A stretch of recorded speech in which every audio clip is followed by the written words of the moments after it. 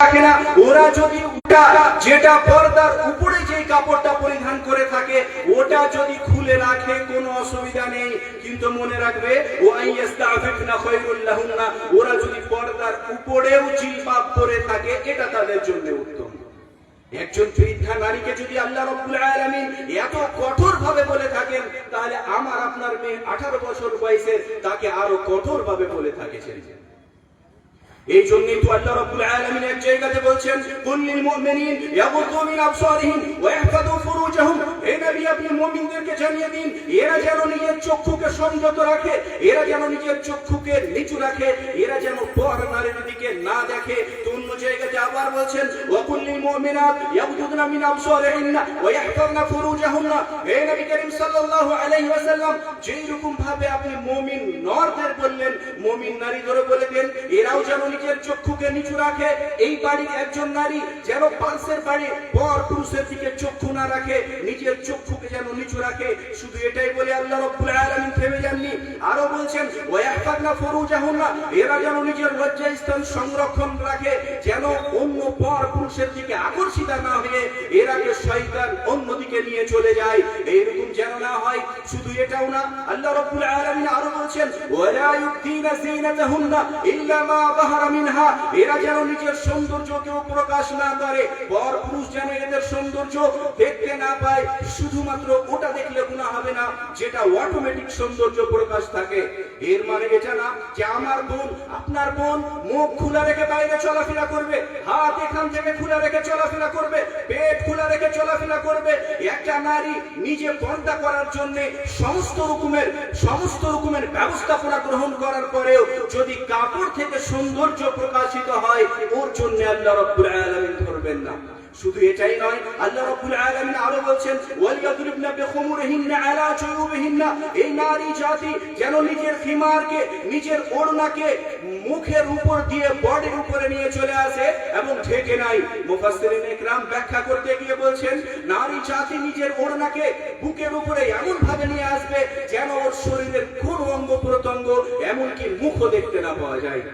এই জন্যই তো মহারব্বুল আলামিন অন্য এক জায়গাতে বলেছেন ওয়ালা ইয়াদরিবনা বিআরজুলিহিন্না লিয়ু'লামা মা ইউখফিনা মিন যিনাতিহিন্না, নারী জাতিরা এতটাই পর্দার সহিত থাকবে যে এরা যখন চলবে সজোরে যেন না চলে, এদের পায়ের নুপুরের আওয়াজ যেন কেউ শুনতে না পায়, এদের উঁচা হিলের আওয়াজ যেন কেউ শুনতে না পায়।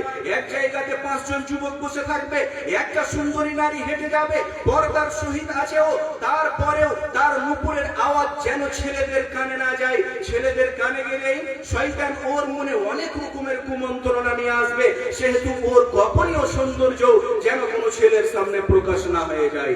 শুধু এটাই না, ওই সময় যেই সময় মহারব্বুল আলামিন কোরআনের আয়াত অবতীর্ণ করছিলেন, যেই সময় সাহাবাগণ আল্লাহ রাসূলের দিকে তাকিয়ে বসেছিলেন আল্লাহ রাব্বুল আলামিন কখন কোন বিধান অবতীর্ণ করবেন এবং সঙ্গে সঙ্গে আমরা ওই বিধানকে গ্রহণ করব, ওই সময় আল্লাহ রাব্বুল আলামিন বলছেন ইয়া আইয়ুহান নবী কুল লিআজওয়াজিকা ওয়া বানাতিক ওয়া নিসাইল মুমিনিন ইউদনিনা আলাইহিন্না মিন জালাবিবিহিন্না। হে নবী, আপনি আপনার স্ত্রীগণকে, আপনার মেয়েদেরকে, মুমিনদের নারীদেরকে জানিয়ে দিন এরা যেন এদের চাদরের কিদে অংশ নিজেদের মুখমণ্ডলের উপর দিয়ে নিচে টেনে নেয়, এইরকম ভাবে এরা যেন পর্দা করে থাকে, এদের দিকে যেন কোনো পরপুরুষের চক্ষুও স্পর্শ না করতে পারে। শুধু এটাও না, যদি আমরা আরো দেখি বুঝতে পারবো, এক হাদিস এক আয়াতে মহারব্বুল আলামিন বলছেন হে মুসলিমেরা, তোমরা যদি আল্লাহ রাসূলের স্ত্রীগণকে কোনো মাসলা, কোনো ফতোয়া জিজ্ঞাসা করো, কোনো প্রয়োজনে যাও, তবুও পর্দার আড়াল থেকে এদেরকে জিজ্ঞাসা করতে হবে। এই কথা বলতে গিয়ে তো আল্লাহ রাব্বুল আলামিন বলছেন ওয়াইদা সাআলতুমুহুন্না মাতাআন ফাসআলুহুন্না মিন ওয়ারা'i হিজাব, এদেরকে পর্দার পিছন থেকে জিজ্ঞাসা করতে হবে। এই জন্যই তো সহিহ বুখারীর বর্ণনা, একজন বিশিষ্ট তাবেঈ মাসরুক উনি হযরত আয়েশার কাছে এক ফতোয়া জিজ্ঞাসা করতে আসলে পর্দার বাইরে থেকে জিজ্ঞাসা করছেন। ফতোয়া শুনে হযরত আয়েশা আওয়াজ করছেন, হাসছেন। হযরত মাসরুক বলছেন ফাসামি'তু সাউতাহা মিন ওয়ারা'il হিজাব, আমি হযরত আয়েশার এই আওয়াজ শুনতে পেলাম পর্দার পিছন থেকে। একটু ভেবে দেখুন, ওই সময় যদি আল্লাহ রাব্বুল আলামিন এতটা কঠোরতা অবলম্বন করে থাকেন পর্দার ব্যাপারে, তাহলে এই ফিতনার সময় আমার আপনার বোন, মেয়ে, স্ত্রী, মা এরাকে কতটা পর্দায় আগলে রাখতে হবে। আমার মা বোনেরা বুঝতে পারে না মহা রব্বুল আলামিন এই পর্দার মাধ্যমে এদেরকে কতটা সম্মানিত করেছেন। এরা মূল্যহীন ছিল, কিন্তু এই পর্দার মাধ্যমে আল্লাহ রব্বুল আলামিন এরাকে এতটা মূল্য দিয়েছেন। আল্লাহ রব্বুল আলামিন মূল্য শুধু না, এদেরকে সোনা, চাঁদি এবং ডায়মন্ড চাইতে বেশি মূল্যবান বানিয়ে দিয়েছেন। একজন নারীর কাছে যদি এক ভরি সোনা থাকে, কতই না তাকে আগলে রাখে, বাক্সর ভিতরে লক করে আরোই না কি করে আল্লাহ রাব্বুল আলামিন এই সোনা এবং চাঁদির মতো নারী জাতিকে আগলে রাখতে বলেছেন। কতটা আপনাকে আগলে রাখতে বলেছে। আজ যদি আমার মতো একজন যুবক একজন নারীকে দেখতে চাই, তাহলে কিছুগুলি ফর্মালিটি মেইনটেইন করতে হবে। এমনকি আপনাকে প্রস্তাব দিয়ে আপনার অভিভাবকের সাথে কথা বলে আপনাকে বিয়ে করতে হবে, তাহলে আপনার দিকে আমি মন ভরে চোখ রাখতে পারবো। সুপ্রিয় দিনী ভাই বোন, নারী জাতিরা এখনো যদি বুঝতে না পারে, তাহলে আমি কিছুগুলি কথা বলবো যেখানে তারা বুঝতে পারবে এই পর্দা তাদের কতটাই না মূল্য দিয়েছে। যদি আমি এই কথা নারী জাতিকে বুঝাতে চাই, তাহলে আমি কোরআনের এক আয়াত পড়ে শোনাবো, যেখানে মহা রব্বুল আলামিন ওই সময়ের এক দৃশ্যের ছবি এঁকে আমাদের বুঝিয়ে দিয়েছেন। এই ইসলাম ধর্ম দুনিয়াতে আসার পূর্বে, ইসলামে নারীদের সম্মান দেওয়ার পূর্বে নারীদের সম্মান কি ছিল, এই মর্মে আল্লাহ বলেছেন, ওয়াইদা বুশরা আহাদুহুম বিল উনসা ওয়াল্লা ওয়াজহু মুসওয়াদান ওয়া হুয়া কাযীম। ওই জাহেলি যুগে নারীদের এইরকম সম্মান ছিল, যদি কোনো নারীকে বলা, কোনো পুরুষকে বলা হতো, ভাই তোমার বাড়িতে কন্যা সন্তান গ্রহণ করেছে, তোমার ছেলে হয়নি, তোমার মেয়ে হয়েছে, ওয়াল্লা ওয়াজহু মুসওয়াদান ওয়া হুয়া কাযীম, ওর চোখ মুখ কালো হয়ে যেত, যে আমার বাড়িতে মেয়ে সন্তান গ্রহণ করেছে, আমার বাড়িতে ছেলে হয়নি। মেয়ে জাতি কতটা মূল্যহীন ছিল যে বাড়িতে মেয়ের সংবাদ শুনে ওর চোখ মুখ কালো হয়ে যেত, ওয়া হুয়া কাযীম, এবং সে অসহনীয় মনস্তাপে ক্লিষ্ট হয়ে যেত। শুধু এটাই না, ওই সময়ের চিত্র আঁকতে গিয়ে আল্লাহ আরো বলছেন, ইয়াতাওয়ারা মিনাল কওমি মিন সুই মা বুশরা বিহি, ওকে যে খবর দেওয়া হয়েছে তোমার বাড়িতে কন্যা সন্তান গ্রহণ করা হয়েছে, এই খবরটা এতটাই তার কাছে খারাপ ছিল যে সে মানুষের কাছ থেকে লুকিয়ে বেড়াতো, মানুষের সামনে মুখ দেখাতে পারতো না যে ওর বাড়িতে কন্যা সন্তান জন্ম হয়েছে বলে। ও ভাবতো আয়ুমসিকুহু আলা হুনিন আম ইয়াদুসুহু ফিত তুরাব, এই হীনতা অবস্থাতেই ওই মেয়েকে দুনিয়াতে জীবিত রেখে দেবে আর নাকি তাকে মাটির নিচে পুঁতে দেবে, এইরকম সম্মান ছিল আপনার। শুধু এটা না, যদি আমি একটু পুরাতন ইতিহাস আপনার সামনে তুলে ধরি, আপনি বুঝতে পারবেন এই নারী জাতির সম্মান ছিলই কি। যদি আমরা প্রাচীন কালের গ্রিক সাম্রাজ্যের দিকে দেখি, তাহলে বুঝতে পারবো নারী জাতিকে নিয়ে গ্রিক সাম্রাজ্যের ধারণা ছিল শাজারাতুম মাসমুমা, এরা হচ্ছে বিষাক্ত গাছ। শুধু এটাই না, ওয়াকালু হিয়া রিজসুম মিন আমালিশ শায়তান, এরা হচ্ছে শয়তানের কুকর্মের ফল। ওয়া তুবাউকা আইয়াসিলাতিল মাতা, যে কোনো মূল্যে এদের বিক্রি করে দেওয়া হবে। শুধু এটা না, যদি আমরা দেখতে যাই রোমান সাম্রাজ্যের দিকে, তাহলে বুঝতে পারবো ওরা তো বলতো লাইসা লাহা রূহ, নারী জাতির ভিতরে কোনো আত্মাই নেই, ওরাকে আমরা যে কোনো মাধ্যমে শাস্তি দিতে পারি। শাস্তি দেওয়ার মাধ্যম ছিল তেলকে গরম করতে ওদের উপরে ঢেলে দিত, এটাতে ওদের মন ভরতো না, নারী জাতিকে দড়ি দিয়ে বেঁধে দিত এবং শুইয়ে দিত, ওর উপর দিয়ে ঘোড়া দৌড়াতো, এইভাবে নারী জাতির সম্মান করতো তারা। শুধু এটাও না, যদি আমি আপনাকে এই চীন দেশের পুরাতন ইতিহাস শোনাই, আপনি বুঝতে পারবেন এরা তো বলতো যে এরা হচ্ছে, এদের স্বামীদের অধিকার আছে, জীবিত অবস্থায় যদি স্ত্রীকে এরা পুড়িয়ে মেরে ফেলে দেয় তো মেরে ফেলে দিতে পারবে। এইরকম মূল্য ছিল আপনার সমাজে। শুধু এটাও না, যদি আমরা প্রাচীন ভারতের দিকেও দেখি, বুঝতে পারবো এই ভারতীয়দেরও ধারণা ছিল এক সময় যে লাইসাল মাউত ওয়াল জাহিম ওয়াসসাম ওয়াল আফাঈ ওয়ান নার আসওয়া মিনাল মারাতি, এই পৃথিবীতে মৃত্যু নারীর চাইতে বেশি জঘন্য না, তার মানে মৃত্যুর চাইতে বেশি জঘন্য এই নারী জাতি। জাহান্নাম চাইতেও বেশি জঘন্য নারী জাতি, বিষ চাইতেও বেশি জঘন্য নারী জাতি, এবং বিষাক্ত জন্তু এমনকি জাহান্নাম চাইতেও বেশি জঘন্য এই নারী জাতি। এইরকম ধারণা ছিল আপনার এই ভারতবর্ষের যদি কোনো মানুষ পুরুষ মারা যেত তাহলে তার সঙ্গে তার স্ত্রীকেও জ্বালিয়ে পুড়িয়ে শেষ করে দেওয়া হতো। এই ছিল নারী জাতির অবস্থান। কিন্তু ইসলাম আসার পরে আপনাকে এই মূল্যহীন থেকে মূল্যবান বানিয়েছেন। যদি আমরা আর একটু ইতিহাস দেখি বুঝতে পারবো, খ্রিস্টানদের ধারণা তো এরকম ছিল। একবার তো ওরা এইরকম ভাবে একটা বড় কনফারেন্স করলো। কনফারেন্সের মূল বিষয় ছিল নারী জাতিরা মানুষ নাকি মানুষ না। যদি এরা মানুষ হয় তো এদের ভিতরে আত্মা আছে না নেই? যদি এদের ভিতরে আত্মা থাকে তাহলে মানুষের আত্মা আছে নাকি অন্য কিছুর? যদি মানুষের আত্মা থাকে তাহলে পুরুষের আত্মা বেশি উত্তম নাকি নারী জাতির উত্তম? তাহলে আপনি বুঝতে পারছেন যে আপনার সমাজে কতটা মূল্য ছিল। শুধু এটাই না, ইহুদি সমাজের মানুষ যদি কোনো নারীর স্বামী মারা যেত তাহলে তাকে নোংরা পোশাক পরিয়ে দূরে একটা নোংরা রুমে 1 বছর অবধি বন্ধ করে রেখে আসতো, যেখানে কেউ যেত না। দূর থেকে তাকে শুধু খাবার ছুঁড়ে ফেলে দেওয়া হতো। 1 বছর পরেও আবার ওর শরীর বিষাক্ত হয়ে যেত। এইরকম পরিস্থিতি ছিল নারী জাতির ইসলাম আসার পূর্বে। কিন্তু ইসলাম এসে আপনাকে কতটা সম্মান দিলেন আমার আলোচনাতে বুঝতে পারবেন। এবার আমি আপনাদের সামনে কিছুগুলি কথা তুলে ধরবো। পর্দাহীনতার কারণে আমার সমাজে কতটা কুপ্রভাবে প্রভাবিত হয়েছে আমার সমাজ। এই পর্দাহীনতার কারণে কতটা খারাপ প্রভাব আমার আপনার সমাজে পড়েছে যদি এই বিষয় নিয়ে আলোচনা করি। প্রথমে আমি বলবো ইন্তিশারুল ফাহিশা ওয়াজ জিনা। আজ এই পর্দাহীনতার কারণে আমার আপনার সমাজে অশ্লীলতার হার বেড়ে গেছে। লজ্জা বলে কোনো কথাই নেই। এই পর্দাহীনতার কারণে আজ আমার আপনার সমাজে ব্যভিচারের হার বেশি হয়ে গেছে। এই পর্দাহীনতার কারণেই তো আপনার মেয়ে আপনাকে বেপরোয়া করে অন্য কাউরের সঙ্গে গিয়ে কোর্ট ম্যারেজ করছে। এই পর্দাহীনতার কারণে 18 বছরের মেয়ে আপনার আওতায় থাকে না। এই পর্দাহীনতার কারণেই তো আজ 3 ছেলের বাচ্চা বা 3 ছেলের বাবা 4 ছেলের মাকে নিয়ে আউট হয়ে যাচ্ছে। পর্দাহীনতার কারণেই আজ একাধিক ছোট ছোট শিশুর জীবন নষ্ট হয়ে যাচ্ছে। এই জন্যই তো আব্দুর রাজ্জাক আল-বাদর হাফিজাহুল্লাহ এই বিষয় নিয়ে আলোচনা করতে গিয়ে একাধিক কথা বলেছেন। উনি বলেছেন এই পর্দাহীনতা বিশাল বড় বিপদ বর্তমান সময়ের জন্য। এই পর্দাহীনতাই সমাজকে নষ্ট করে দিচ্ছে। এই পর্দাহীনতাই সমাজ থেকে বরকতকে উঠিয়ে দিয়েছে। যদি আমরা আরো দেখে বুঝতে পারবো এই পর্দাহীনতার কারণে সমাজ থেকে হায়া এবং লজ্জা একেবারে শেষ হয়ে গেছে। যেই হায়ার কথা নবী করিম সাল্লাল্লাহু আলাইহি ওয়াসাল্লাম বলেছেন, আল হায়াউ শুরবাতুন মিনাল ঈমান। এই জন্যই তো আল্লাহ রাসূল হাদিসে বলেছেন, ইদা লাম তাস্তাহি ফাসনা মা শিত।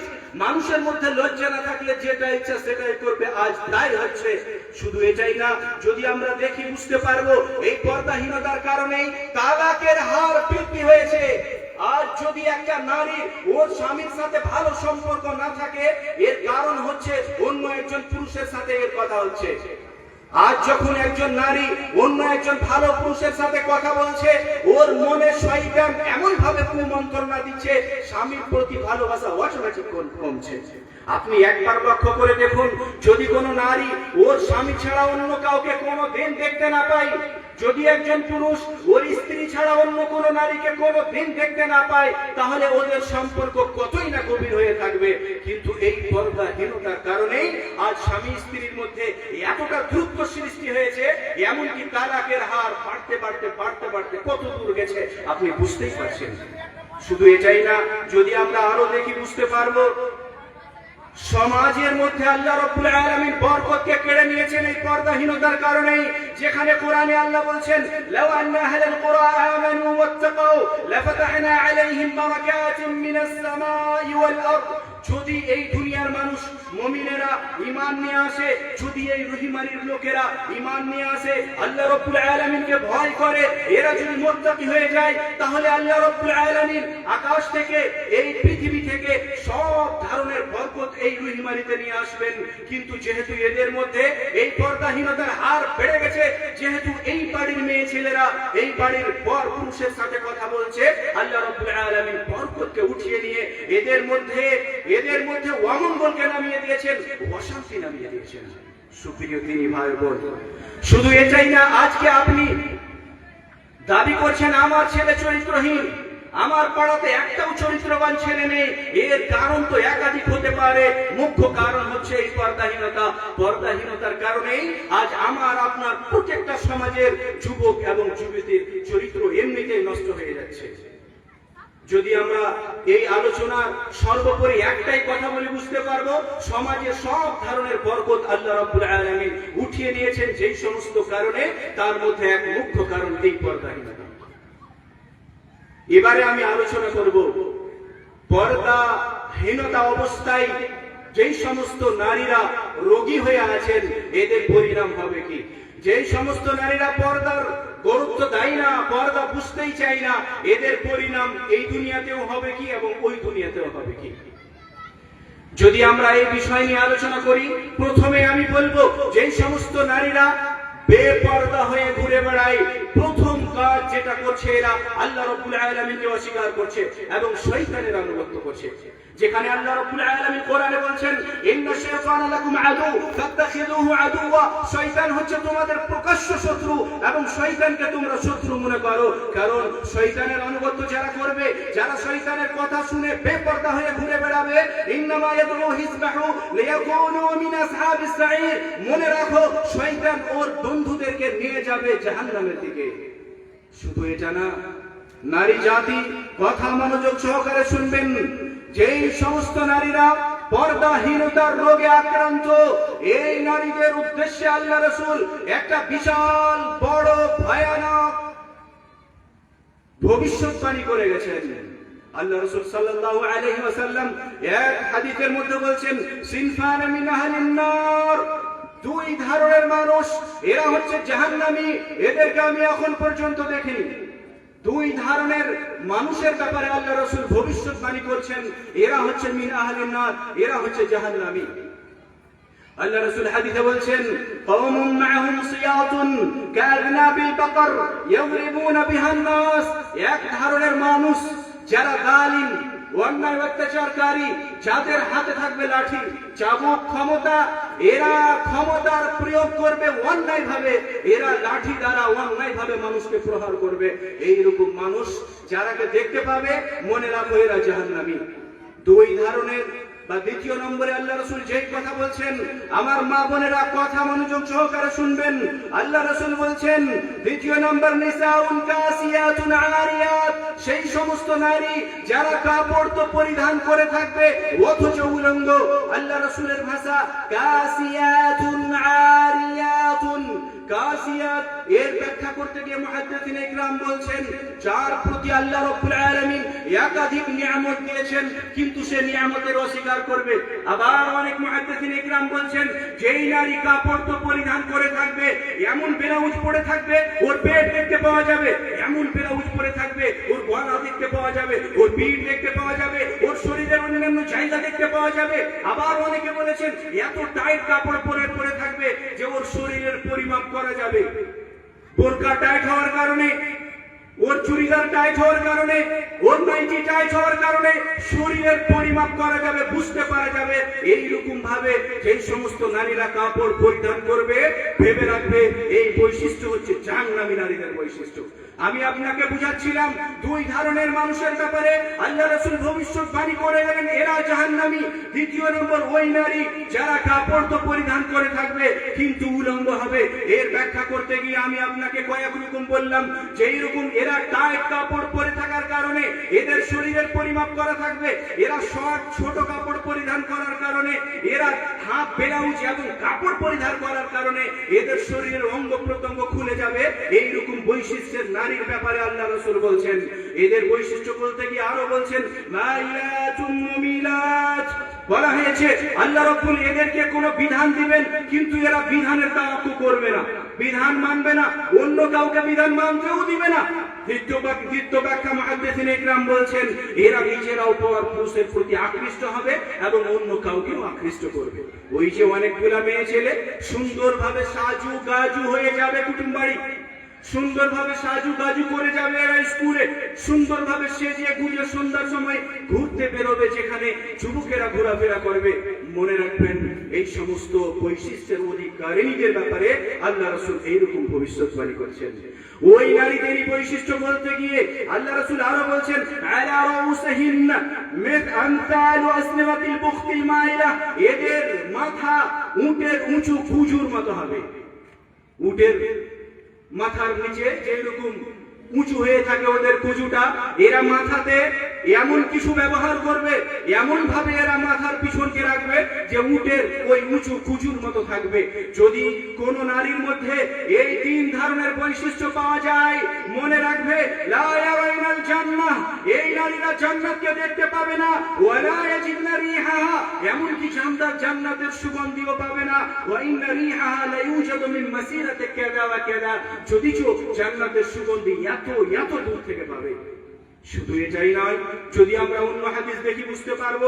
এক হাদিসে নবী করিম সাল্লাল্লাহু আলাইহি ওয়াসাল্লাম বলেছেন, আইয়ুমা ইমরাতিন ইস্তাতারাত, যে কোন নারী সুগন্ধি ব্যবহার করবে, সেন্ট ব্যবহার করবে, ফামাররাত আলা কওমিন লিয়াজিদু রিহাহা, এরা মানুষের সামনে দিয়ে চলাচল করবে, যাতায়াত করবে, যেন ওই যুবকেরা, ওই মানুষেরা এর সুগন্ধি পায় এবং এর প্রতি আকৃষ্ট হয়। মনে রাখবে, ফাহিয়া জানিয়া, এরা হচ্ছে ব্যভিচারিণী, যদি এরা ব্যভিচার করেনি।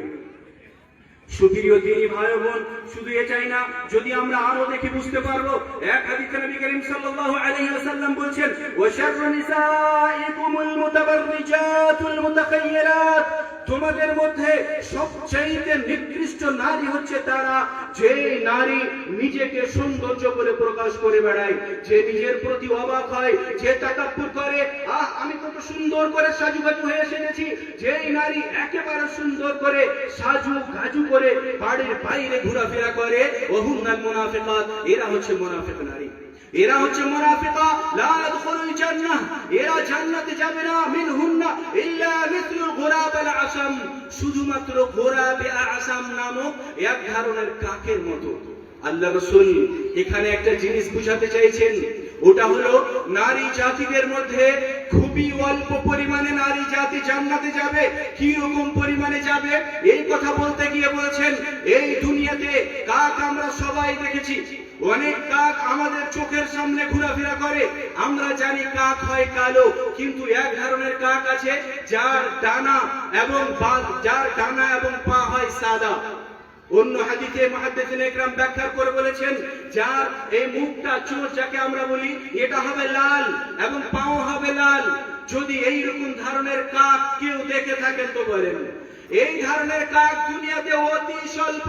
যেই রকম ভাবে এই আল গুরাবুল আসাম নামক কাক দুনিয়াতে দেখতে পাওয়া যায় না, একেবারে ন্যায়ের মতো ওই রকম নারী জাতিরা যাবে জান্নাতে, একেবারে অল্প পরিমাণে। এর কারণ হচ্ছে এরা নিজেরা পর্দাহীনতার সহিত সাজু গুজু করে পর পুরুষের সামনে ঘোরাফেরা করে। সুপ্রিয় দিনী ভাই বোন, নারী জাতি যদি আমরা পর্দাহীনতার রোগে আক্রান্ত হই, তাহলে এর ভয়াবহ পরিণাম এই দুনিয়াতেও এবং ওই দুনিয়াতেও। কিন্তু মনে রাখবেন, এর জন্য ভয়াবহ পরিণাম শুধু নারী জাতির নয়, এর জন্য ভয়াবহ পরিণাম আমার আপনার তথা অভিভাবকদেরও আছে। আমরা যারা আমাদের নারীদের, আমাদের মেয়েদের, আমাদের মা বোনদের এইরকম অবস্থায় দেখেও সাপোর্ট করে থাকি, পরিণাম আমাদেরও খারাপ আছে। এই জন্যই তো মহান রব্বুল আলামিন কোরআনে, আল্লাহ রাসূল হাদিসে একাধিক কথা এই মর্মে উল্লেখ করেছেন। যদি আমি আপনার উদ্দেশ্যে বলি, তাহলে আমি বলবো, মনে রাখবেন আল্লাহ রাব্বুল আলামিন আপনাকে বলেছেন, ইয়া আইয়ুহাল্লাযীনা আমানু কু আনফুসাকুম ওয়া আহলিকুম নারা, হে মুমিনেরা, তোমরা নিজেরা জান্নাতে যেতে হবে না, শুধু তোমাদের জাহান্নাম থেকে বাঁচলে হবে না। কু আনফুসাকুম ওয়া আহলিকুম নারা, তোমরা কেউ বাঁচতে হবে এবং তোমার পরিবারকেও বাঁচাতে হবে। আজকে আপনি বলবেন, মাওলানা সাহেব, আমি তো 5 ওয়াক্তের নামাজ পড়ি, আমি রাতে তাহাজ্জুদের নামাজ পড়ি, কিন্তু আপনার বউ বাড়ির পাশের একজন পর পুরুষের সাথে কথা বলে, এর জন্যও ধরবেন মহান রব্বুল আলামিন আপনাকে শুধু তাহাজ্জুদের নামাজ পড়তে বলা হয়নি, আপনাকে বলা হয়েছে কু আনফুসাকুম ওয়া আহলিকুম নারা, আপনাকে ওই সমস্ত কাজ করতে হবে, ওই সমস্ত কাজ থেকে বিরত থাকতে হবে যেই সমস্ত কাজ থেকে আপনাকে বিরত থাকতে বলেছেন। আপনাকে আপনার পরিবারকেও বাঁচাতে হবে ওই সমস্ত অবৈধ কাজ থেকে, যেই অবৈধ কাজ থেকে আল্লাহ রাব্বুল আলামিন বাঁচতে বলেছেন। যদি আমি আর আপনি এই আয়াতের দিকে ভ্রুক্ষেপ না দিই, তাহলে আপনার বউ আক্রান্ত হয়ে আছে পর্দাহীনতার রোগে, আর কিয়ামতের দিন আল্লাহ রাব্বুল আলামিন সাথে পাঠাবেন জাহান্নামে আপনাকেও। ওই যে নবী করিম সাল্লাল্লাহু আলাইহি ওয়াসাল্লাম এক হাদিসে বলেছেন, কুল্লুকুম রাঈন ওয়া কুল্লুকুম মাসউলুন আন রাঈয়াতিহি, তোমাদের মধ্যে প্রত্যেকেই দায়িত্বশীল এবং প্রত্যেককেই জিজ্ঞাসা করা হবে ওর দায়িত্বের ব্যাপারে। আজ আপনি আপনার মেয়ের দায়িত্বশীল, আপনার স্ত্রীর দায়িত্বশীল, আপনার বোনের দায়িত্বশীল। আপনার মেয়ে যেহেতু একজন যুবকের সাথে কথা বলছে, আপনি ওকে সাপোর্ট করছেন। বিনা প্রয়োজনে বাইরে যাওয়ার জন্য আপনি আপনার স্ত্রীকে সাপোর্ট করছেন। বাড়ির পাশে একজন পর পুরুষের সাথে কথা বলার জন্য মনে রাখেন, কাল কিয়ামতের দিন প্রথমে জিজ্ঞাসিত আপনাকে হতে হবে। দ্বিতীয় নম্বরে আমি আপনাকে বলবো, যদি আপনার বোন, আপনার স্ত্রী, আপনার মেয়ে একজন পর পুরুষের সাথে কথা বলে, তাহলে আপনার আল গায়রাতুশ শারঈয়া গেছে কোথায়? যেটাকে আমরা নিজের ভাষায় বলি গায়রাত, এর কোনো গায়রাতই নেই মনে হচ্ছে, এর অন্তরের ঈমানি জ্বালাই নেই, এর আত্মমর্যাদাবোধ বলে কোনো জিনিস নেই। আজ কি করে আপনি সহ্য করে নিচ্ছেন যে আপনার স্ত্রী আপনার বাড়ির পাশে একজন লোকের সাথে কথা বলছে? কি করে আপনি সহ্য করে নিতে পারছেন যে আপনার মেয়ে নিজের সৌন্দর্য বাড়ির বাইরে প্রকাশ করে বেড়াচ্ছে এবং আপনি তাকে দেখে ওটা সাপোর্ট করছেন? কি করে আপনি সহ্য করে নিতে পারছেন যে আপনার একজন যুবতী মেয়ে স্কুলে গিয়ে একটা যুবকের সাথে কথা বলছে? কি করে আপনি সহ্য করে নিতে পারেন? আপনার কি আমি আর আপনি কি ওই নবীর উম্মত না? আমি আপনি কি ওই সালাফদের অনুসারী না? যেই সালাফগণ এর ইতিহাস এই মর্মে একাধিক হাদিস আমরা শুনে রেখেছি। সহিহ বুখারীর বর্ণনা, নবী করিম সাল্লাল্লাহু আলাইহি সাল্লাম বলেন, ইন্নাল্লাহা ইয়াগার, আল্লাহ রাব্বুল আলামিন গায়রাত রাখেন, ওয়া ইন্নাল মুমিন ইয়াগার, যারা মুমিন হবে এদেরও গায়রাত থাকবে। মনে রাখবে, ওয়া গায়রাতুল্লাহি আইয়াতিয়াল মুমিন মা হারামাল্লাহু আলাইহি, আল্লাহ রাব্বুল আলামিনের গায়রাত তখন হয় যখন মুমিন ওই কাজটা করে যেটা আল্লাহ রাব্বুল আলামিন নিষেধ করেছেন।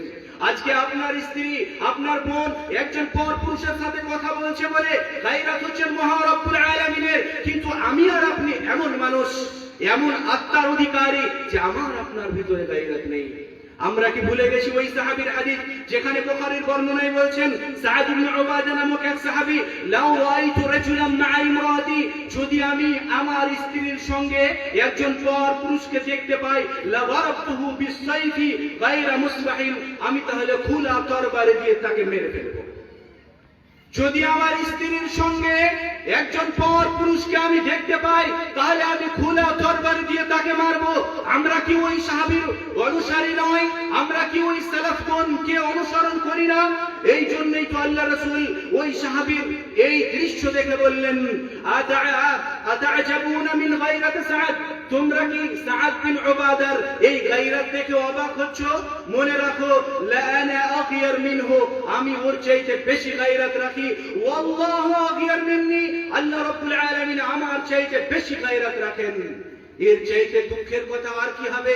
আমার আপনার বোন বেপরদা হওয়ার কারণে, পর্দাহীনতায় থাকার কারণে গায়রাত হচ্ছেন মহা রব্বুল আলামিনের, কিন্তু আমি আর আপনি এমন আত্মার অধিকারী যে আমরা এটাকে সাপোর্ট করছি। শুধু এটাই নয়, আপনি কি ওই সাহাবীর ইতিহাস ভুলে গেছেন? গজওয়ায়ে খান্দাকের সময় একজন সাহাবী রাদিয়াল্লাহু আনহু নতুন বিবাহ করেছেন, আল্লাহ রাসূলের কাছে বাড়ি যাওয়ার অনুমতি চাইলেন, আল্লাহ রাসূল অনুমতি দিলেন। সাহাবী রাদিয়াল্লাহু আনহু বাড়ি গিয়ে দেখছেন ওর স্ত্রী গেটের দরজায় দাঁড়িয়ে আছে।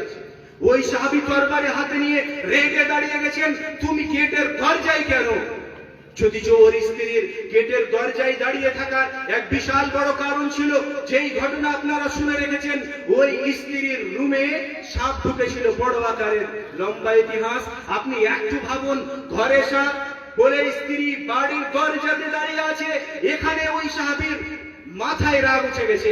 কিন্তু আপনার আর আমার স্ত্রী, আমার আপনার বোন, আমার আপনার মা বাড়ির পাশের লোকের সাথে, মোবাইলে অন্য কাউরির সাথে বিনা প্রয়োজনে বাজারে দল করার জন্য এখানে ওখানে আড্ডা দিচ্ছে, কিন্তু আমার আপনার ঈমানের তাড়না, বাসনা, জারনা বলে কোনো জিনিস নেই। কি করে যেতে পারে একজন মুসলিম নারী হয়ে দল করতে? আবার কিছুদিন থেকে নাকি শুনছি যে কিছু কিছু নারী এক জায়গাতে জমায়েত হয়ে এরা যারা দল করছে এরা নাকি এইরকম দাবি উঠাচ্ছে, এই ইসলাম আমাদেরকে ঘরে বন্দি রাখতে চাইছে, আমরা ইসলামের এই বিধান মানবো না। মুসলিমরা নাকি এরকম করছে, শুনে অবাক লাগছে। কিছুদিন আগে বালুরঘাটে এইরকম একটা মিটিং হয়েছিল, নারীদের মিটিং। মুসলিম এলাকা, পুরা মুসলিম এলাকা, যতগুলি নারী আছে সবাই মুসলিম। ওদের দাবি হচ্ছে আমরাকে স্বাধীন করা হোক, আমরাকে যেখানে সেখানে যেতে দেওয়া হোক। এরা ভুলেই গেছে ইসলাম এদেরকে কতটা স্বাধীন করেছে, ইসলাম এদেরকে কতটা সম্মান দিয়েছে। আমি আপনার দায়িত্ব হিসাবে বলতে গিয়ে আর কয়েকটা কথা বলবো। আপনাকে যেই কাজ এখন করতে হবে এটা হচ্ছে তালিমুন নিসা ওয়া তাওজীহিহিন্না বিল হিকমা। আপনাকে আপনার মেয়েদের দ্বীনি শিক্ষা দিতে হবে। আজ যদি আপনি মনে করেন এই পর্দাহীনতার উপরে সুন্দর আলোচনা হলো, আমার মেয়েকে আমি পর্দা বেপর্দা হলেই মারবো, বের হতে দেবো না, এই করবো না, সিস্টেম ভালো, কিন্তু যেই সিস্টেম আপনাকে অবলম্বন করতে হবে এটা হচ্ছে ওকে দ্বীনি শিক্ষা দিতে হবে। কারণ একটা মানুষকে যদি আপনি বাই প্রেসার ওকে কোন শরীয়তের বিধান মানাতে চান, তাহলে ও আপনার ভয়ে ততক্ষণ মানবে যতক্ষণ আপনি আছেন। সেহেতু ওর ভিতরে দ্বীনি শিক্ষা ঢোকাতে হবে, ওকে শিখাতে হবে এটা মহা রব্বুল আলামিন নিষেধ করেছেন, এটা আল্লাহর পক্ষ থেকে হারাম। ওকে জানাতে হবে যদি একজন মেয়ে বেপর্দা হয়ে ঘুরে বেড়ায় তাহলে এর পরিণাম হিসেবে ওকে জাহান্নামে যেতে হবে। চতুর্থ নম্বরে আমি আপনাকে যেটা বলবো এটা হচ্ছে মানউ আসবাবিল ফিতনা মিন দুখুলিল বুয়ুত। ফিতনা যেন বাড়িতে প্রবেশ না করে এইরকম ব্যবস্থা আপনাকে করতে হবে। আপনাকে বাড়ির ক্যাপাসিটি এমন করতে হবে যেন আপনার বাড়িতে একজন পর পুরুষ না ঢুকে। আপনাকে নিজেকে এরকম করতে হবে অন্যের বাড়িতে বিনা অনুমতিতে ঢুকতেই হবে। আপনাকে পর পুরুষ পর বাড়িতে যেতে হবে না, অন্য কাউকে আপনার বাড়িতে ঢুকতে দিতে হবে না। একজন নারীর উদ্দেশ্যে বলবো আপনি একজন পর পুরুষের সামনে যাবেন না। এই মর্মে ওই যে আমাদের হাদিস মনে রাখতে হবে, আল্লাহ রাসূল বলেন ইয়াকুমুদ দুখুল আলান নিসা, তোমরা নারীদের কাছে যাওয়া হতে দূরে থাকো, বেঁচে থাকো। যদি কোনো বাড়িতে নারী থাকে ওই বাড়িতে না প্রবেশ করবে না। আল্লাহ রাসূলকে সাহাবারা জিজ্ঞাসা করছেন আর আইতা আলহামু আলহামু এর ব্যাপারে আপনার মতামত কি? যদি এই শব্দের অর্থ অনেকে বলে থাকেন দেবর, কিন্তু এর প্রকৃত অর্থ বলা হয়েছে কারিবু জাওজ, স্বামীর আত্মীয় স্বজন যারা, ওর দেওর হতে পারে, ভাসুর হতে পারে, শ্বশুর হতে পারে, আরো ওর আত্মীয় স্বজন হতে পারে। এদের ব্যাপারে আল্লাহ রাসূলকে সাহাবীগণ জিজ্ঞাসা করলেন, একজন স্বামীর আত্মীয় স্বজন, একজন নারীর দেওর, ভাসুর, শ্বশুর যদি বাড়িতে কেউ না থাকে তাহলে কি ওই বাড়িতে প্রবেশ করতে পারে? আল্লাহ রাসূল উত্তরে বলছেন আল-হামু ওয়াল মাউত, যেই রকম ভাবে মৃত্যুকে দেখে ভয় করো সেই রকম ভাবে আল-হামুকে দেখে ভয় করো। যেই রকম ভাবে মৃত্যুকে দেখে মানুষ পালিয়ে যায়, একজন দেবরকে দেখে, ভাসুরকে দেখে পালাতে হবে। কিন্তু আজ আমাদের সমাজের অবস্থা কি? আমাদের সমাজের অবস্থা কি? একটাই বাড়িতে আমরা সবাই। একটা খুব কড়া কথা, আমার বাবাও এখানে আছেন, আমার মাও আছেন, সবাই আছেন, আর এখানে যারা বসে আছেন প্রায় বেশিরভাগ আমার সবাই বাবা। আমাদের মধ্যে যেই সিস্টেমটা চলছে, এই যে বিবাহ দিলাম 3টা 4টা 5টা ছেলে একসঙ্গে এক বাড়িতে আছে, এটাই হচ্ছে প্রথম শরীয়ত বিরোধী কাজ। যদি আমরা অক্ষম হই ভিন্ন কথা, যদি আমরা সক্ষম হই, আপনি ছেলের বিয়ে দেওয়ার আগে বাড়ি আলাদা করুন, বাড়ি আলাদা করুন। সিস্টেম এটাই, ছেলেকে জুদা করে দিন, ছেলের ইনকাম আপনাকে নিতে হবে না। আজকে একটা ছেলে বাবার সঙ্গে আছে 20 বছর পর্যন্ত, ওই ছেলের 3টা 4টা 5টা ছেলে হয়ে গেছে, অথচ বাবার সাথে যুক্ত আছে। আর যখন ছেলেটা মারা যাচ্ছে, ওর বাবা বেঁচে আছে, এর 5টা ছেলে একেবারে বলছে ছেলের কাছে কিছুই নেই। এর জন্য দায় আপনি ওই সিস্টেমকে ফলো করেননি যেই সিস্টেম শরীয়ত আপনাকে ফলো করতে বলেছে। সিস্টেম হচ্ছে আপনি ছেলেকে মানুষ করে দিয়েছেন, ছেড়ে দেন ছেলেকে, বিবাহ দিয়ে দিলেন, আলাদা বাড়ি করে দিয়ে দেন, ছেলে রোজগার করবে ছেলের টাকা, বলবেন আমি যে ওকে এতদিন পর্যন্ত মানুষ করলাম, দায়িত্ব ছিল আপনার। ছেলেও দেখবে আপনাকে যখন আপনি অপারক হবেন। এর মানে এটা না আমি ছেলেকে বড় করলাম 25 বছর পর্যন্ত, আমিও ওর কাছে 20 বছর পর্যন্ত খাবো। এর জন্যই এই পর্দাহীনতার হারও বেড়ে যাচ্ছে।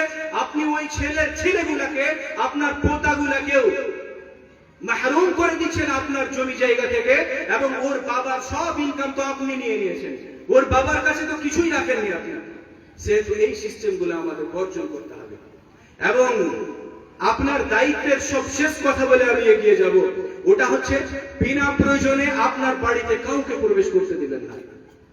আপনাকে এই কথাগুলা যদি শুনে অবাকও লাগে, বাস্তব এটাই, যতদিন পর্যন্ত এই স্টেপগুলা কথাগুলা আমরা মানতে না পারবো ততদিন পর্যন্ত শান্তি ফিরে আসবে না।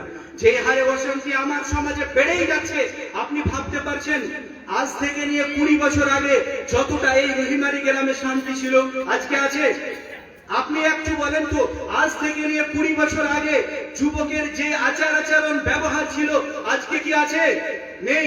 আজ থেকে নিয়ে 20 বছর আগে যদি একটি যুবক বিড়িও খেত, গ্রামের একটা মানুষকে দেখলে পালিয়ে যেত। কিন্তু আজকে পরিণাম এমন হচ্ছে যে ছেলেরা দারু এবং মদ খেয়ে বাড়িতে ঢুকছে, অনেক বাবা ওকে সাপোর্টও করছে যে ও ময়াকার ল খেয়ে এসছে, তো দাও ভালো মন্দ আজকে ওকে খেতে দাও, এরকমও শুনতে পাওয়া যাচ্ছে। পরিস্থিতি আজ এরকম হচ্ছে, সেহেতু এই জিনিসগুলো মানতে হবে। আমি আপনাকে পর্দার ব্যাপারে একাধিক কথা বললাম, এবারে আমি আপনার সামনে আলোচনা করব যে আমরা যদি পর্দার সহিত চলতে চাই, পর্দাহীনতার রোগ থেকে নিজেকে মুক্ত রাখতে চাই, তাহলে আমাদের করতে কি হবে? আমি বুঝাতে চাইবো, একজন নারী যে পর্দা করবে ওর পর্দার মধ্যে কিছুগুলি শর্ত থাকতে হবে, তাহলে ওকে শরীয়তি পর্দা বলবে, নচেত ওটা শরীয়তি পর্দা হবে না। আজ অনেকগুলা টিভি চ্যানেলে দেখবেন, অনেকগুলা মেয়ে ছেলেকে দেখবেন যে ও একটা স্কার্ফ পরে আছে, ওর মুখ খোলা আছে, এখান থেকে হাত খোলা আছে, আর ওকে বলা হচ্ছে এটা হিজাবি নারী। ওটা হিজাবি নারী নয়। হিজাবি নারী হওয়ার জন্য আমি আপনাকে এক এক করে 7টি শর্ত বলবো। যদি কোনো নারীর মধ্যে এই 7টি শর্ত পাওয়া যায় তাহলে আমরা ওকে হিজাবি নারী বলবো, নচেত আমরা ওকে হিজাবি নারী বলতে পারবো না। নাম্বার 1, হিজাবের শর্ত, আইয়াকুনাল হিজাবু সাতিরান লিজামিই বাদানিল মারআ। মেয়ে ছেলের মাথা থেকে নিয়ে পায়ের তলা পর্যন্ত প্রত্যেকটা অঙ্গ প্রত্যঙ্গ ঢাকা থাকতে হবে। যদি শরীরের কোনো একটা জায়গা খোলা থাকে আর ও নিজেকে হিজাবি বলে প্রমাণ দেয়, তাহলে ওটাকে হিজাবি বলা যাবে না। এমনকি বাস্তব এটাই কথা, একজন নারীকে ওর মুখও ঢেকে রাখতে হবে, কারণ মেয়ে ছেলের মুখটাও হচ্ছে পর্দা, মুখও ঢেকে রাখতে হবে। কথা মনোযোগ সহকারে শুনবেন। আমি আপনাকে বুঝাতে চাইছি, একজন হিজাবি নারীর 7টি শর্ত আছে। যদি 7টির মধ্যে একটি শর্ত না পাওয়া যায় তাহলে ওকে হিজাবি নারী এবং ওকে পর্দার সহিত চলাফেরা কারিনী নারী বলা যাবে না। 1 নাম্বার বললাম, ওর মাথা থেকে নিয়ে পায়ের তলা পর্যন্ত প্রত্যেকটা অঙ্গ প্রত্যঙ্গ যেন ওর ঢাকা থাকে। 2 নম্বর বলা হয়েছে, যে পোশাকটা দিয়ে পর্দা করবে ওই পোশাকটাই যেন সুন্দর বা তার সৌন্দর্যকে বাড়িয়ে না দেয়।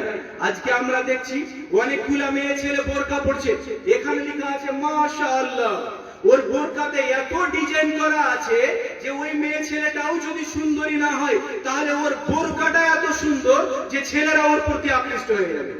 ওটাকে হিজাবি নারী বলা যাবে না। যদি ওর চক্ষু ঢেকে রেখেছে, মাথা থেকে নিয়ে পায়ের তলা পর্যন্ত সব ঢেকে রেখেছে, কিন্তু এমন পোশাক দিয়ে ঢেকে রেখেছে যে পোশাকটাতেই ওর সৌন্দর্যকে বাড়িয়ে দিচ্ছে, ওটাকে হিজাবি বলা যাবে না।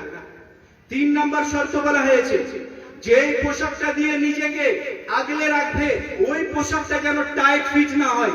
আজকে আমরা অনেকগুলি মেয়ে ছেলেকেও দেখি, মাদ্রাসার মেয়ে ছেলেকেও, যে এরা যদি বোরকাও পরে, এমন বোরকা পরেছে একেবারে টাইট ফিট, আর বলছে না আমি তো বোরকা পরে আছি, আমি তো একেবারে সুন্দর পর্দা করে আছি। না, এটাকেও পর্দা করা যাবে না, এটাকেও পর্দা বলা যাবে না। পর্দার জন্য যেই কাপড়টা ব্যবহার করবে ওই কাপড়টা যেন একেবারে ঢিলে ঢালা হয়। পর্দা করার জন্য বোরকা শর্ত নয়, পর্দা করার জন্য সালোয়ার কামিজ শর্ত নয়, পর্দা করার জন্য শর্ত হচ্ছে মাথা থেকে নিয়ে পায়ের তলা পর্যন্ত ঢেকে নেওয়াটা। এটা সে যে কোনো জিনিস দিয়ে ঢাকলেই চলবে যদি এই শর্তগুলি পাওয়া যায়। আমি 4 নম্বর শর্ত হিসেবে বলবো, যেই লেবাসটা দিয়ে এবং যেই পোশাকটা দিয়ে পর্দা করবে ওই পোশাকটা যেন পুরুষদের পোশাক না হয়।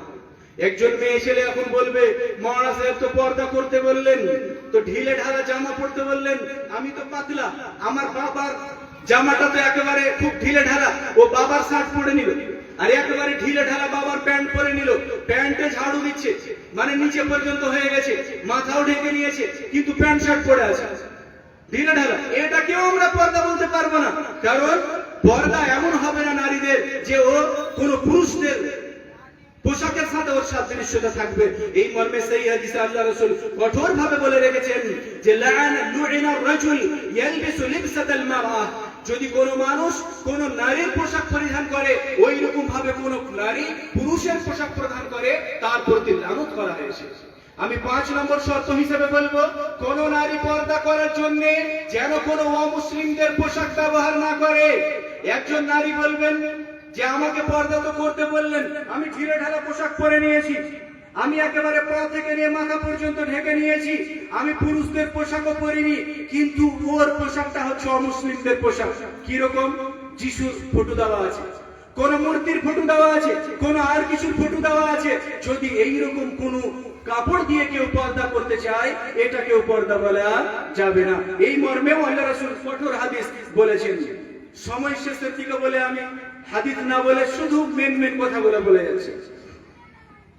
6 নম্বর শর্ত হিসেবে বলা হয়েছে, যে পোশাকটা পরবে নারী, যেই পোশাকটা দিয়ে নিজেকে আগলে রাখবে, পর্দা করবে, ওটা যেন বিখ্যাত পোশাক না হয়। আজকে এটা একটা ফ্যাশনে পরিণত হয়েছে। আজকে এই রুহিমারিতে সবাই হয়তো জুব্বা পরছে বা বোরকা পরছে কালো কালারের, কিন্তু একটি মেয়ে ছেলেকে পছন্দ হয়ে গেছে বেগুনি কালারের বোরকা, সবাই পরে আছে কালো কালারের বোরকা। একটা মেয়ে ছেলে বেগুনি কালারের একদম বিখ্যাত মশহুর বোরকা নিয়ে চলে আসলো, পরলো। উলামা ইকরাম বলেছেন এটা কেউ পর্দা বলা যাবে না, কারণ যেহেতু ও একাই এমন এক বোরকা এবং এমন এক পোশাক পরলো যেই পোশাকেই মানুষকে নিজের দিকে আকর্ষণ করছে, সেহেতু বিখ্যাত এবং মশহুর পোশাক পরা যাবে না। এই মর্মে আল্লাহ রাসূল সাল্লাল্লাহু আলাইহি ওয়াসাল্লাম এক হাদিস বলেছেন, মান লাবিসা তাওবা শুহরাতিন আলবাসাহু আল্লাহু ইয়াওমাল কিয়ামা তাওবাম মিথলাহ, যে এইরকম ধরনের পোশাক পরবে আল্লাহ রাব্বুল আলামিন ওইরকম পোশাক পরাবেন, বলতে তাকে শাস্তি দিবেন। হাদিসে অনেক কিছু আছে, আমি সংক্ষেপে বলে যাচ্ছি। এবং 7 নম্বর শর্ত হিসেবে বলা হয়েছে, নারী জাতি যখন পর্দা করবে তো ওর পর্দাতে যেন সেন্ট ব্যবহার না করে। আজকে অনেকগুলি মেয়ে ছেলেরা যখন বাড়ির বাইরে সাজুগুজু করে যাচ্ছে পারফিউম ব্যবহার করছে, সেন্ট ব্যবহার করছে, ব্যবহার করা যাবে না।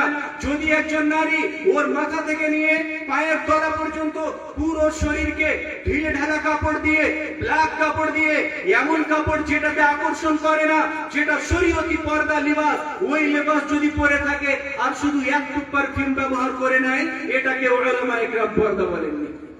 এই 7টা শর্ত অনুযায়ী যদি কোন নারী পর্দা করে তাহলে এটা হবে পর্দা, নচেত ওকে শরীয়তি পর্দা বলা যাবে না। এই কথা বলতে গিয়ে আপনাকে একটা কথা মনে করিয়ে দিই, আজ একাধিক পরিবারে নাইটি ব্যবহার করে, কিন্তু ওই নাইটি পরার জন্য অন্য পরিবার আবার ওকে বলে, কোন যুগের মেয়ে ছেলে তোমরা যে নাইটি ব্যবহার করছো, মানে কাপড় ব্যবহার করছিলে কাপড়ও ব্যবহার করো। শুনুন, কাপড় ব্যবহার করার দিনে দিনে ছেড়ে দিতে হবে। যদি কাপড় ব্যবহার করে আমার আপনার বোনেরা, তাহলে মনে রাখবেন ওর শরীরের কোনো জায়গা যেন খুলে না থাকে।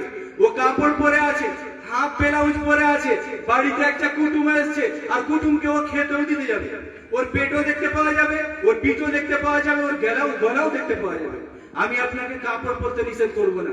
প্রথমেই আমি আপনাকে বললাম যে পর্দার জন্য আল্লাহ রাসূল সাল্লাল্লাহু আলাইহি সাল্লাম নির্দিষ্ট কোনো কাপড় বলে দেননি, শর্ত কিছু বললাম। এই শর্ত অনুযায়ী যে কোনো পোশাকে যদি কেউ পর্দা করতে চায় পর্দা হবে, শর্ত হচ্ছে কোন জায়গা যেন খোলা না থাকে।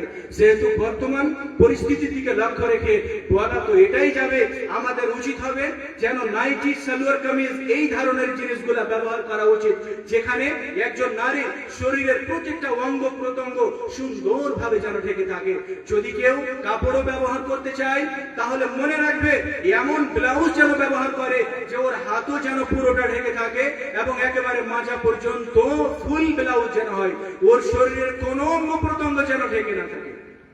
এমন ওড়না ব্যবহার করে যে ওড়না যেন ওর পর্দা যথেষ্ট হয়। মূলত ওড়নার উপরেও পর্দার জন্য একটা কাপড় ব্যবহার করতে হবে, যেটাকে আরবিতে জিলবাব বলা হয়। ওই কাপড় ব্যবহার করে পর্দা করতে হবে। যদি কেউ ওই কাপড় না ব্যবহার করে, ওর পরিবর্তে বোরকা ব্যবহার করতে পারে, কিন্তু এই শর্তগুলো যেন থাকে। সুপ্রিয় দিন ভাই ভাই, পর্দা আমাদের কার কার সামনে করতে হবে? সবার সামনে, আর নাকি কাউরির জন্য ছাড় আছে? সময় শেষের দিকে আর কিছুগুলো কথা বলে শেষ করবো ইনশাআল্লাহ।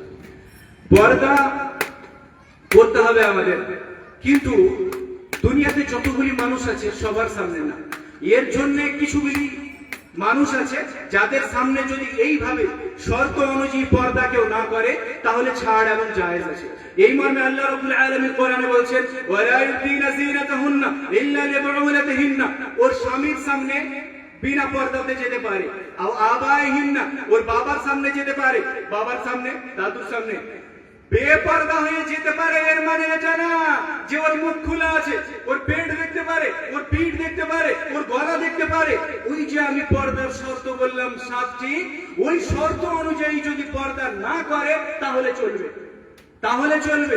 1 নম্বরে বললাম স্বামী, 2 নম্বরে বললাম পিতা, পিতার সঙ্গে দাদু আর উপরের ওরা না, না ওই রকম ভাবে আবাই বাউলাতিহিন্না, স্বামীর বাবা, শ্বশুর মশাই তার বাবা, আও আবনাইহিন্না, বা হয়তো নিজের সন্তান, আও আবনাই বাউলাতিহিন্না, বা হয়তো স্বামীর সন্তান, আও ইখওয়ানিহিন্না, বা হয়তো ভাইদের সামনে, আও বানি ইখওয়ানিহিন্না, বা হয়তো ভাতিজাদের সামনে, আও বানি আখাওয়াতিহিন্না, ভাগ্নেদের সামনে, আও নিসাইহিন্না, মেয়ে ছেলেদের সামনে, আও মা মালাকাত আইমানুহুন্না, বা হয়তো যদি দাসের প্রচলন থাকে দাসের সামনে। ওই রকম ভাবে আবিত্তাবিঈনা গায়রা উলিল ইরবা, যদি কোনো মানুষের এই যৌন চাহিদা আকাঙ্ক্ষা না থাকে এই রকম মানুষের সামনে, ওই রকম ভাবে আবিত্তিফিল, বাচ্চাদের সামনে। এই কিছুগুলি মানুষ ওই রকম ভাবে বলা হয়েছে আল খালু, মামাদের সামনে, আল আম্মু, চাচাদের সামনে। এই কিছুগুলি লোকের সামনে যদি এই 7টি শর্ত অনুযায়ী পর্দা না করে তাহলে জায়েজ আছে। বাকি দাওর, ভাসুর, কাকাতো ভাই, কাকাতো বোন, মামাতো ভাই, ফুফাতো ভাই, এদের সবার সামনে পর্দা করতে হবে। এই 7টি শর্ত অনুযায়ী পর্দা করতে হবে। এবার আপনি বলবেন যে আপনি এমন ভাবে আলোচনা করলেন তাহলে মেয়ে ছেলেদের বাড়ি থেকে বের হতেই দেওয়া যাবে না। আল্লাহ রাসূলের যুগে কি মেয়ে ছেলেরা বাড়ির বাইরে যেত না? যেত। আল্লাহ রাসূলের যুগেও যেত। সহিহ মুসলিমের ওর বর্ণনা আছে, একাধিক হাদিস আছে, যেত। কিন্তু যাওয়ার জন্য কিছুগুলো রুলস আছে।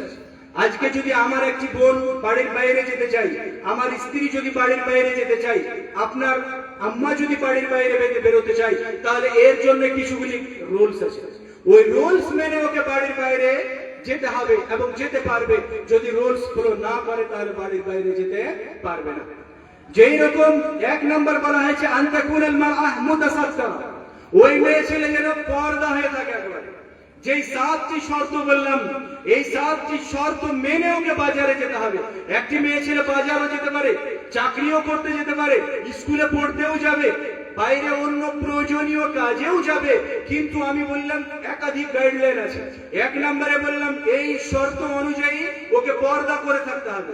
2 নম্বরে বলা হয়েছে আনতাকুনা বাঈদা আন আসবাবিল ফিতনা, ফিতনার যেই মাধ্যমগুলি আছে, যদি আশঙ্কা থাকে যে এই রকম ভাবে গেলে ফিতনা হবে, যদি আশঙ্কা থাকে পর্দা করে এই সুন্দর সময় বাড়ির বাইরে গেলে কিছু ছেলে তার প্রতি আকৃষ্ট হবে, কিছু ছেলে চোখের জেনাতে লিপ্ত হবে, তাহলে ওকে বাড়ির বাইরে যেতে হবে না। 3 নম্বর বলা হয়েছে আল্লাহ ইয়াকুনা ফি খুরুজিহা তাবাররুজ আও জিনা, লক্ষ্য রাখবে যেন বাড়ির বাইরে যাওয়ার সময় তার পর্দার বা সৌন্দর্য এমনিতে প্রকাশিত না হয়ে যায়। এরপরে বলা হয়েছে ও যেন সেন্ট ব্যবহার না করে। এরপরে আরো বলা হয়েছে যখন একজন নারী বাড়ির বাইরে বের হবে ও যেন অনুমতি নিয়ে বের হয়। স্বামী থাকলে স্বামীর অনুমতি নিবে, বাবা থাকলে বাবার অনুমতি নিবে, ছেলে থাকলে ছেলের অনুমতি নিবে। ও অনুমতি ছাড়া বাড়ির বাইরে যেন বের না হয় বা বেরোতে পাবে না। এবং পরিশেষে যেটা গাইডলাইন বলা হয়েছে, এমন কোন জায়গা যাবে না যেই জায়গাতে গেলে ফিতনার আশঙ্কা আছে। আজ আপনি আপনার মেয়েকে ডেলি হাই স্কুলে পাঠাচ্ছেন, ফিতনার আশঙ্কা জেনেও এটা আপনার জন্য হারাম হবে। আরে আপনি তো জানেন দিদি এমনিতেই পাস করিয়ে দিচ্ছেন। তারপরেও আপনার 18 বছরের মেয়ে যে 6 ক্লাসে পড়ছে আপনি ওকে স্কুলে পাঠাচ্ছেন, এর মানে একটা যুবকের সাথে কথা বলার সুযোগ করে দিচ্ছেন। আপনি জানেন এই ফিতনার যুগে আপনার মেয়ের কাছে যদি রাতে মোবাইল থাকে তাহলে ওই একটা ছেলের সাথে হয়তো ফিতনাতে লিপ্ত হতে পারে, আপনি ওকে দিলেন কেন? আপনাকে আপনার মেয়েকে আপনার স্ত্রীকে এমন জায়গাতে পাঠাতে হবে না যেখানে ছেলেদের সাথে ওর মেলাজোলা হবে, উঠা বসা হবে, গল্প হবে। এইরকম জায়গাতে যদি আপনি পাঠান, নিষেধ করেছেন আল্লাহ রাব্বুল আলামিন আপনাকে। আপনি ভাবতে পারছেন ইহরামের অবস্থাতে হযরত আয়েশা আছেন, আয়েশার সাথে অন্যান্য নারীরাও আছে, একসঙ্গে সবাই আছে, এক জায়গাতে দাঁড়িয়ে আছে। হযরত আয়েশা বলছেন, যখন আমাদের সামনে পর পুরুষেরা আসতো তখন আমরা কি করতাম? সাদালাত ইহদানা জিলবাবাহা মিন রাসিহা, তখন আমাদের প্রত্যেকেই নিজের ওই জিলবাবটাকে, উপরের চাদরটাকে নিজের মুখের উপরে ফেলে দিত, নিজেকে আগলে নিত, নিজেকে ঢেকে নিত, যেন নিজের দিকে অন্য কোন পুরুষেরা দেখতে না পায়। এই জন্যই তো সহিহ বুখারীর বর্ণনা, নবী করিম সাল্লাল্লাহু আলাইহি সাল্লামের যুগে নারীরা যেত মসজিদে নামাজ পড়তে, কিন্তু এরা নামাজ পড়ে মসজিদ থেকে বের হতো এমন ভাবে চাদর দিয়ে নিজেকে আগলে রাখতো, কেউ চিনতেই পারতো না যে এটা কে আছে। আর আজকে যদি বাড়ির বাইরে দুইটা পর পুরুষ, দুইটা লোক দাঁড়িয়ে গল্প করে, তাহলে ওই বাড়ির মেয়েটা চট করে বেরিয়ে চলে আসবে এবং এদের সাথে গল্পে যুক্ত হয়ে গেল। আলোচনা লম্বা, শেষ করে দিচ্ছি। পরিশেষে দুই একটা কথা বলে শেষ করব। যিনারা অভিভাবক, ওনাদের উদ্দেশ্যে, অভিভাবক শুনে রাখবেন, আল্লাহ রাব্বুল আলামিন দায়িত্ব শুধু আপনাকে জান্নাতে যাওয়ার দেয়নি, আল্লাহ রাব্বুল আলামিন আপনার পরিবারের সবাইকে জান্নাতে নিয়ে যাওয়ার দায়িত্ব দিয়েছেন। সেহেতু আপনার বউকে, মেয়েকে, মাকে, এদেরকে পর্দার আওতায় রাখা দায়িত্ব আপনার। জিজ্ঞাসা মহান রব্বুল আলামিন আপনাকে করবেন। মনে রাখবেন, আজকে যারা নারীদের হয়ে সারা পৃথিবীতে প্রোটেস্ট করছে, যারা দাবি করছে আমরা মেয়েদের হয়ে লড়ছি, আমরা মেয়েদেরকে তাদের অধিকার দিতে চাইছি, মুসলিম নারীরা নিজ বাড়িতে বন্দী হয়ে আছে, ওরাকে আমরা আজাদ করতে চাইছি, এরা আপনার হিতাকাঙ্ক্ষী নয়, এরা আপনার নারীদেরকে অধিকার দিতে চায় না, নারী জাতি আপনাকে ওরা সম্মান দিতে চায় না। ওরা করতে চাইছে কি? অমুসলিমদের ষড়যন্ত্র হচ্ছে। যদি এই মুসলিম জাতিকে ধ্বংস করতে চাও তাহলে দুইটি কাজ করতে হবে। নাম্বার 1, এদের কাছ থেকে কোরআনকে কেড়ে নিতে হবে। নাম্বার 2, এদের নারীদেরকে বাড়ির বাইরে নিয়ে আসতে হবে। এই পরিকল্পনা অনুযায়ী নারীদের সহানুভূতিশীল হয়ে এরা দাবি করছে আমরা নারী জাতিদেরকে অধিকার দেওয়ার জন্য লড়াই করছি। নারী জাতি তোমাদেরকে যারা পিছন থেকে বলছে তোমরা প্রোটেস্ট করো নিজের অধিকারের জন্য, তোমাদের হকের জন্য নয়, ওরা এই মুসলিম জাতিকে ওই দুইটি ফর্মুলা অনুযায়ী নষ্ট করার জন্য, তোমাকে বাড়ি থেকে বের করে যে কোনো মূল্যে বিক্রি করার জন্য এবং তোমার জাতিকে ধ্বংস করার জন্য তোমার অধিকারের কথা বলছে। আর নইলে আজ মিনিটের মধ্যে সারা পৃথিবীতে এতগুলা রেপের কেস আসছে, কিন্তু এগুলার শুনানি হয় না কেন? যদি এরা নারীদের সম্মান দিতেই চায় তাহলে এগুলার সম্মান দিক না। নারী জাতি তোমাকে আল্লাহ রাব্বুল আলামিন সম্মান দিয়েছেন বলেই জাহেলি যুগে যেই অসম্মানের অবস্থায় তোমাকে বেঁচে থাকতে হতো, আজ ওই অবস্থায় তোমাকে বেঁচে থাকতে হয় না। পরিশেষে আল্লাহ রাব্বুল আলামিনের কাছে দোয়া করব, আল্লাহ রাব্বুল আলামিন তুমি ইসলাম ধর্মের প্রত্যেকটা বিধিবিধান আমাদের সবাইকে বুঝার তৌফিক দান করো।